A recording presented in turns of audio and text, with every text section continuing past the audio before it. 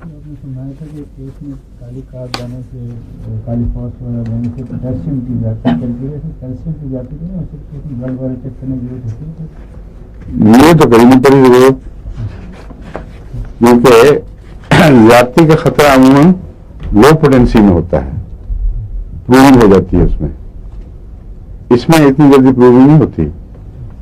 اور دوسرے میں نے بتایا نا کہ لمبا عرصہ دینے سے پہلے یہ دیکھ لینا چاہیے کہ فائدہ مند ہے کہ نہیں، اور اگر فائدہ مند ہے اور بیماری گہری ہے تو پھر آف اینڈ آن دیں گے۔ جب تک بیماری موجود ہے یا اس کا رجحان موجود ہے یہ پروونگ نہیں کرے گی۔ یہ ہر دفعہ جب وہ پروونگ کرنے کی کوشش کرتی ہے تو جسم اس کے خلاف رد عمل کر دیتا ہے، کیونکہ بیماری موجود ہے۔ اگر کوئی بیماری موجود نہ ہو تو پھر یہ زچ کرتی ہے جسم کو اور پھر پروونگ ہوتی ہے۔